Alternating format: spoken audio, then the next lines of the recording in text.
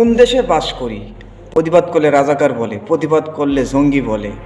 আমি এই দেশে জন্মগ্রহণ করে আমার প্রতিবাদটা শুনবে না, প্রতিবাদ করলে গুলি করে।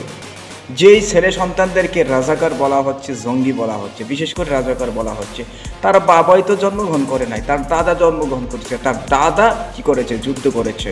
আমাদেরকে যদি রাজাকার বলা হয়, এর চেয়ে ঘৃণিত, এর চেয়ে অপমানজনক আর কি হতে পারে? আর আমাদেরকে রাজাকার বলে, আমাদেরকে জঙ্গি বলে এই যে দেশের ছেলে সন্তানদেরকে হেপিয়ে তোলা হচ্ছে, ভবিষ্যতে এই দেশটা কোন দিকে যাবে? কি ভারত দখল করে নেবে, না পাকিস্তানে এসে দখল করে নেবে, না ওরা দেশ চালাবে? কারা চালাবে? যাদেরকে আজকে জঙ্গি বলা হচ্ছে, স্টুডেন্টদেরকে, যাদেরকে আজকে রাজাকার বলা হচ্ছে, তারাই তো এই দেশটাকে শাসন করবে। আর আজকে তাদেরকে আপনি জঙ্গি বলছেন। আপনাদের বিবেক কোন দিকে চলে গেছে? তাদের আন্দোলন, তারা যে আন্দোলন করতেছে, আপনারা তাদের সাথে বাহাস করেন, কথা বলেন।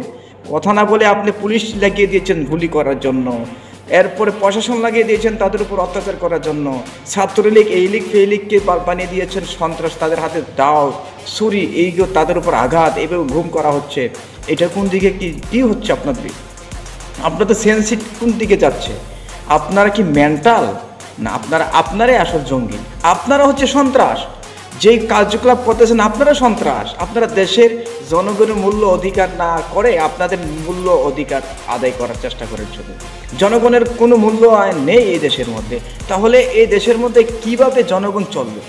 জনগণ প্রতিবাদ করলে জঙ্গি হয়ে যায়, প্রতিবাদ করলে যে রাজাকার হয়ে যায়, তাহলে তো আপনারাই রাজাকারের মা বাপ, আপনারাই তো মদতদানকারী, আপনারাই মেইন হচ্ছেন রাজাকার এবং জঙ্গি।